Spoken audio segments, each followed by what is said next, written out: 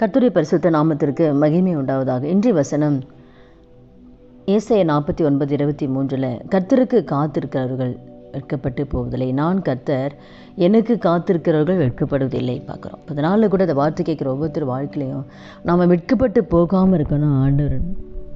ஆண்டவருக்காக நம்ம காத்திருக்கணும். ஆண்டை நோக்கி கூப்பிட்றவங்க வெட்கப்பட்டு போக மாட்டாங்க. அதே போல் ஆண்டவருக்காக யாரெல்லாம் காத்திருக்கிறார்களோ அவங்க வெட்கப்பட்டு போக மாட்டாங்க. நல்ல கூட உங்களுக்கு ஒரு வாக்குத்தத்தம் கொடுத்துருக்கலாம். நான் வாழ்க்கையில் எப்படியெல்லாம் நன்மைகளை செய்யணும் உங்களுக்கு ஆண்டவர் பேசியிருக்கலாம்.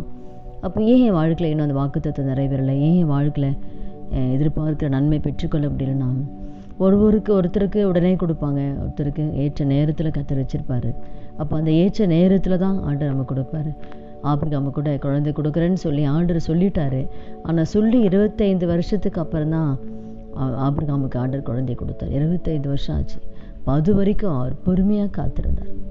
அவர் காத்திருந்து ஆண்டவர் அந்த அற்புதத்தை, பிள்ளை செல்வத்தை ஆபிரகாம் பெற்றுக்கொண்டார். அப்போ ஆண்டவருக்காக நம்ம காத்திருக்கணும். நிச்சயமாக தேவன் நம்ம வாழ்க்கையில் கொடுத்த வாக்குத்தத்தை நிறைவேற்ற அவர் உண்மையிலவராக இருக்கிறாரு. அப்படின்னா பொறுமையோடு நம்ம காத்திருக்கும் போது நிச்சயமாக நம்ம வெட்கப்பட்டு போக மாட்டோம். நம்ம கர்த்தர் கொடுத்த எல்லா வாக்குத்தத்தங்களையும் கர்த்தர் நிறைவேற்றுவார். ஆனால் திருமணத்தில் கூட அவர் குறித்து அவர் அந்த அற்புதம் செய்யறதுக்கு வச்சிருந்த அந்த நேரத்தில் தான் கர்த்தர் அற்புதம் செஞ்சார். அதுதான் என் வேலை இன்னும் வரலன்றார். தாயார் சொல்லும்போது என் வேலை இன்னும் வரலை. அப்போ அவர் குறித்த அந்த வேலையில் தான் ஆண்டவர் அற்புதத்தை செய்கிறார். இப்போ நம்முடைய வாழ்க்கையில் ஒவ்வொருத்தர் வாழ்க்கையிலையும் நமக்கு நன்மை செய்யறதுக்குன்னு ஒவ்வொரு நேரங்களை ஆண்டவர் வச்சுருப்பார். அந்தந்த நேரத்தில் அவர் அழகாக கரெக்டாக செய்வார். ஏற்ற நேரத்தில் கர்த்தர் ஒவ்வொருத்தர் வாழ்க்கையிலும் ஆண்டவர் அற்புதங்களை செய்வார். எதிர்பார்க்குற நன்மைகளை ஆண்டவர் கொடுப்பார். பிள்ளைகளுடைய வேலை காரியமாக இருக்கலாம், திருமண காரியமாக இருக்கலாம், கடன் பிரச்சனையாக இருக்கலாம், எல்லாவற்றிலும் ஆண்டவர் விடுதலை கொடுக்க அவர் வல்லமையுள்ள தேவன்.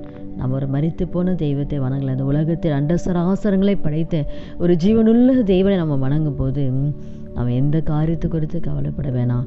நிச்சயமாக உபத்திரவங்கள் உண்டு, ஆனால் திடன் கொள்ளுங்கள், நான் உலகத்தை ஜெயித்தேன்.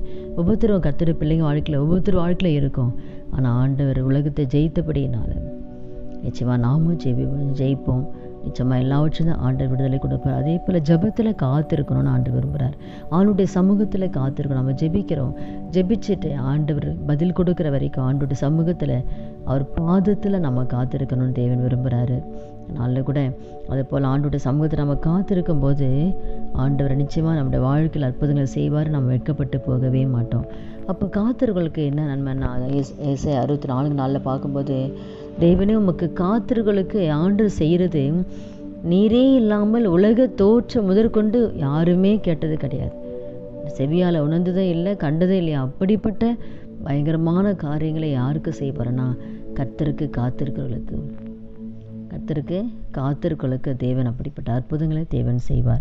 அதனால் கூட இந்த வார்த்தை கேட்குற ஒவ்வொருத்தர் வாழ்க்கையிலையும் நம்ம ஆணுடைய சமூகத்தில் தேவன் கொடுக்குற வாக்குத்தத்தம் நிறைவேறும் வரைக்கும் நம்ம காத்திருப்போம்.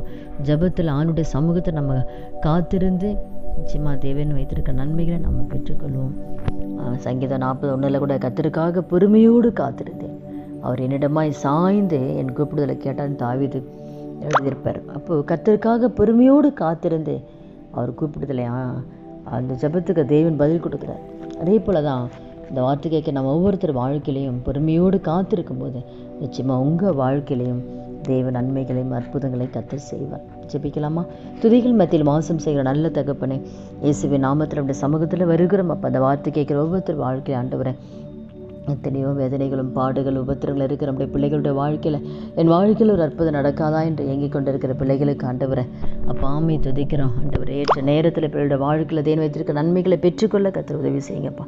பொறுமையோடு காத்திருக்கக்கூடிய கிருபை கர்த்தர் கொடுத்து கர்த்தர் வைத்த நன்மைகளை பெற்றுக்கொள்ள கிருபை தான். எந்த வெட்கப்பட்டு போகாமல் கர்த்தர் நன்மையான காரியங்களை செய்து உங்கள் நாமத்தை மையப்படுத்துங்கப்பா. இயேசுவின் நாமத்தில் ஜெபிக்கிறோம் நல்ல பிதாவே, ஆமேன். கர்த்தர் நாமத்துக்கு மகிமை உண்டாகுதா.